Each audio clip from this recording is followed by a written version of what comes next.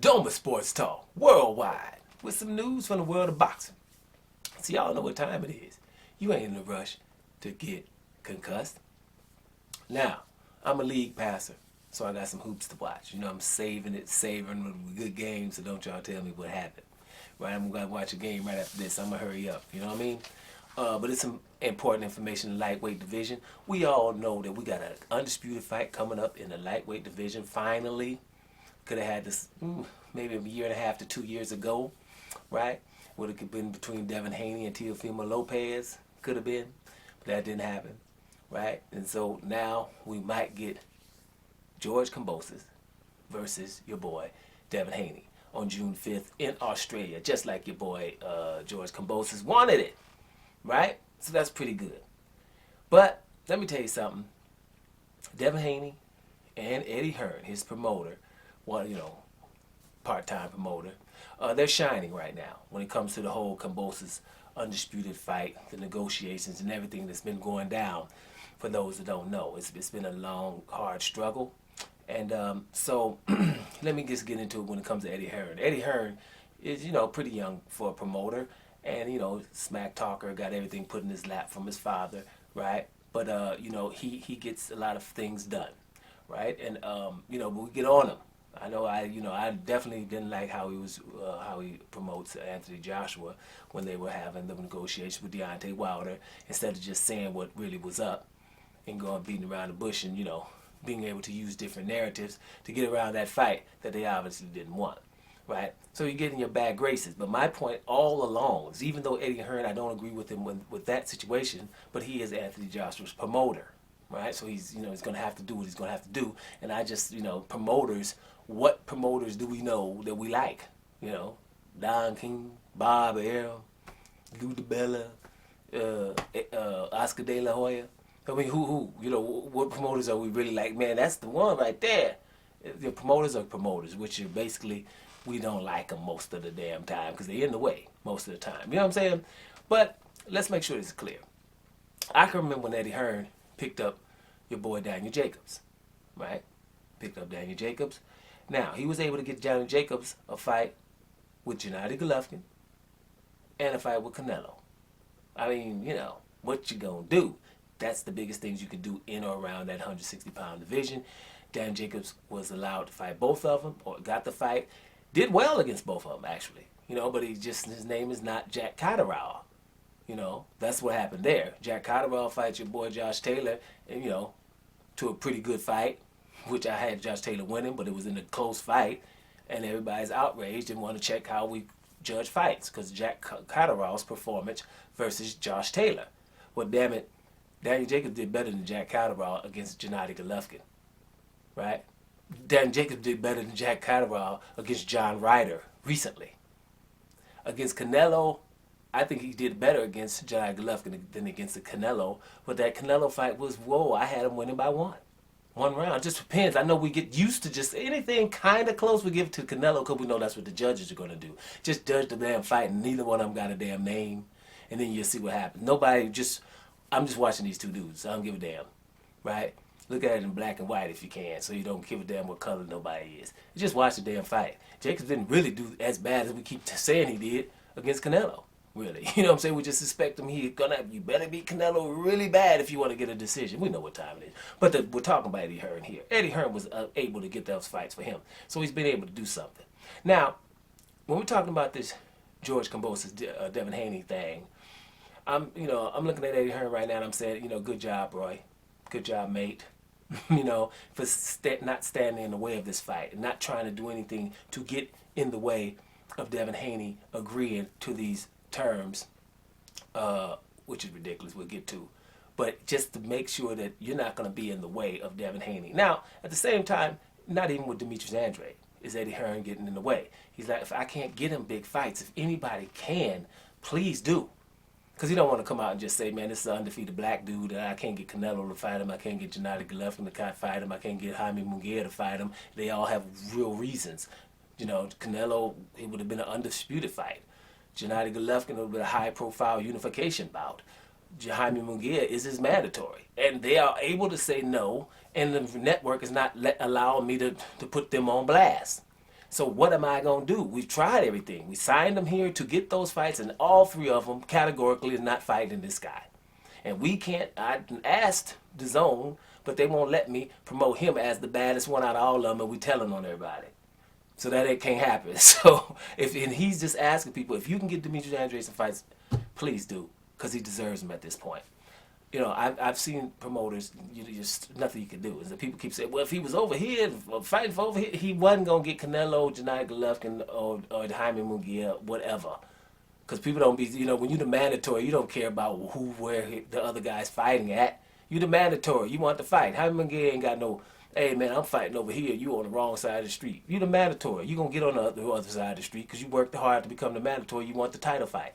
That ain't what happened with Demetrius Andrade. So I'm seeing Eddie Hearn saying, okay, Devin Haney has worked hard to become undisputed. We've tried everything, and we can't get it. So if he's going to have to sign with these other people, or whatever he's going to have to do, we're going to let him do it to make sure he gets the fight. Right? Cool. That's enough for Eddie Hearn. Now, as far as Kambosos and everything and all of the people that are involved, let's make sure that this is clear before we go any further. Kambosos is being called undisputed too much. Right? I've seen the article. I think it's Boxing Talk. I don't know. But luckily, because I couldn't find the article again. But they just said, hey, we're going to call him undisputed, Kambosos. And we know that Devin Haney has the real belt, right? But, you know, they can probably go by the fact that Mauricio Sullivan came out in December saying that he's calling Kambosos the undisputed, even though he made this franchise title to protect Lomachenko from fighting Devin Haney. So he's made that confusion, made this belt so you cannot fight Devin Haney, and now he's penalizing Devin Haney for having the real belt that Lomachenko had, right, before he relinquished it. He got the real belt, and now they're saying, well, your real belt is nothing. And it goes further. The article even goes further, said we're going to call Kambosos the undisputed champ, even though it's a franchise title, which means nothing. And on top of that, we're going to call Devin Haney's belt, the normal one he has, the real one, we're going to call that the regular, the WBC regular belt. Now, that does not exist. There's no such thing as a WBC regular belt. What they mean is the WBA has that, a regular champion who's a lot lesser than the super champion that they had. That's what the WBA did. But they know that people are not paying attention to what they're saying. So it's a WBC regular title that doesn't exist. You know what's regular about it? It's the one that we've been having for years. Damn near whatever, how many years, 70, 80 years. That's what's regular about it. This franchise, you've just been hearing that for less than a year, right? That's the new one that means nothing. Devin Haney has the one that, yeah, the regular wouldn't be a bad name, the one that we know this regular. All this other stuff is made up and new. But whatever. They've got to stop doing that. But they do it. Can't stand it, though, right? And that shows you the despicableness. It goes into the fact of, you know, that if there wasn't a war in Ukraine, the fight against Lomachenko and Kambosos was done.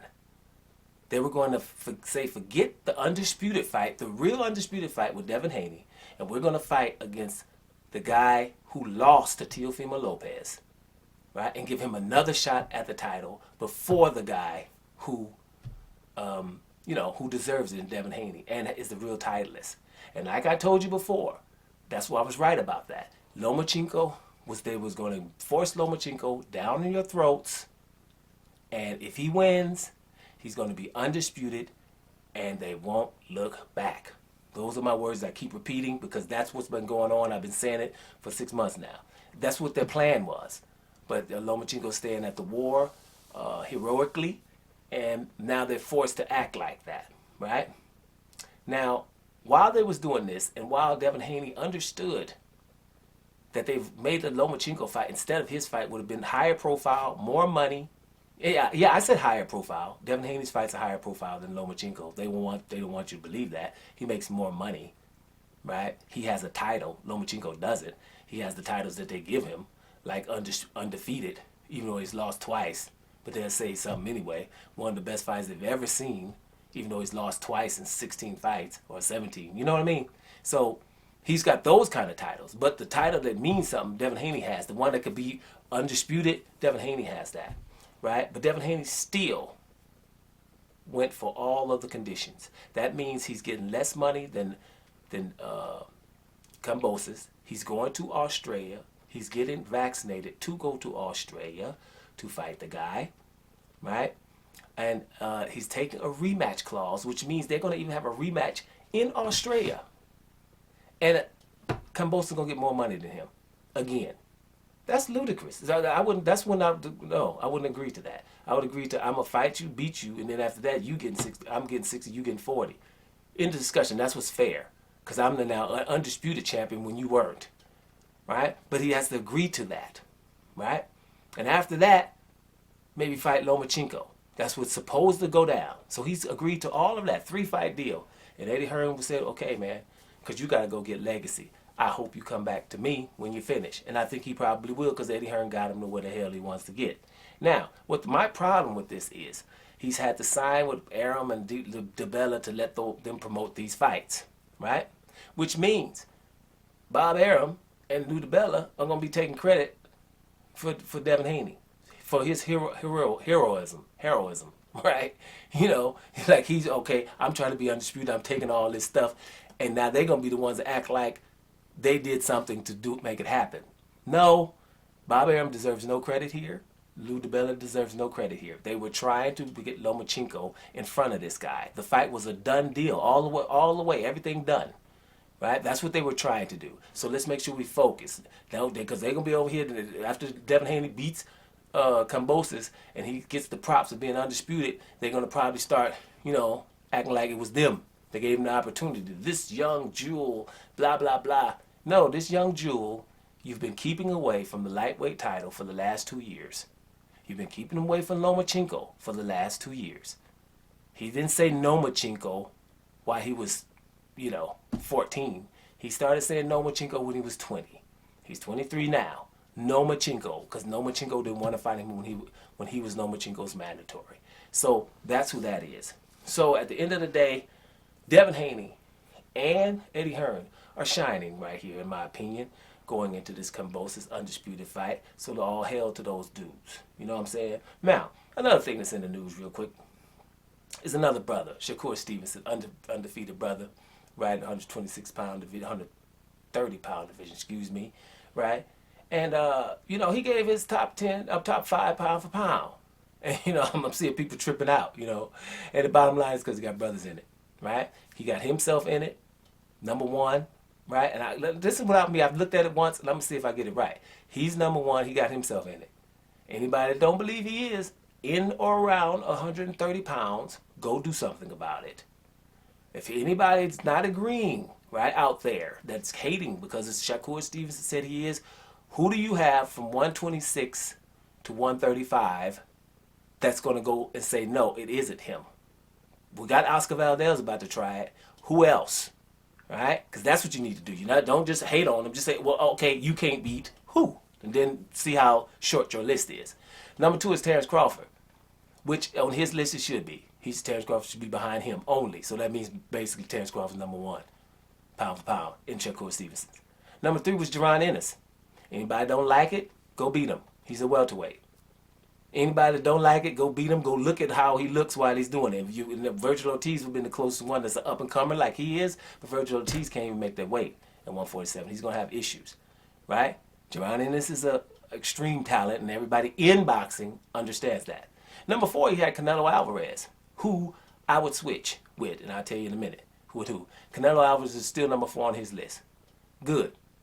But Canelo Alvarez is the only one in this list that got people in on around the list that's been trying to get him for years.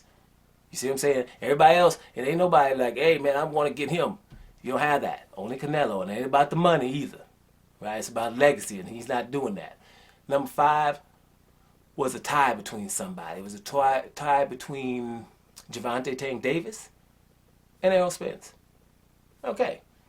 Javonte Tang Davis, I would like him to be the best at one division first, right? But he's done some stuff up until now. He's to me, like the black Canelo. He's been in division, he's been in 130. He was dominant at 130. 135, he's just had a couple of, fights. It's not like nothing dominant there. And 140, he beat Mario Barrios, which is nothing dominant there. That's a regular champion. So I would just like, when top 5 pound for pound is kind of good if you can kind of be like, I'm obviously the best at a division. That's why I have a problem with Canelo being it. You're not obviously the best at no division. The closest one is 168. But I beg to differ for Canelo because he's not better than David Morrell or David Benavidez, and he doesn't want to prove that. Right? And we see why. Now, Errol Spence is tied with Javonte Tank Davis. He's been the best welterweight for a while. He has Terence Crawford issues, but we don't have to talk about him because Terence Crawford is number 1 or number 2 on this pound for pound list. Terence Crawford, everybody know what time it is. Errol Spence is going to have, if he wants to be the obviously best, he's going to have to beat Terence Crawford. And here's another thing about Errol Spence and Terence Crawford. If Errol Spence beats Terence Crawford, I still wouldn't move him ahead of him in the pound for pound. Me. That's just me. I understand that most people will. Right? But me, it doesn't matter what. My point is, Terence Crawford, this is his 3rd weight division. Errol Spence has 1 weight division. We're talking pound for pound, right? And this is your same weight division while another one's coming up 3. Errol Spence has to beat the living daylights out of Terence Crawford for me to go with Errol Spence higher on the pound for pound. If that fight's competitive, then Terence Crawford stays ahead. You understand? Only because Crawford has moved to his 3rd weight division, he should be a little bit slightly naturally smaller than this guy. That's the issue there. But that's a great pound for pound, right? Only problem I got with it is Canelo get out and replace him with the guy he don't want to fight for years, and that would be Demetrius Andrade. Okay? Andre's number 2 on my pound for pound list, so that's why I'm just saying that I may be biased in that aspect. Terence Crawford's number 1. Number 2 is Demetrius Andrade. That's how that works on my list. And I think number 3 was Alexander Usyk. So that's how that works. End of the day, going back up to the top, Devin Haney and Eddie Hearn are shining right now.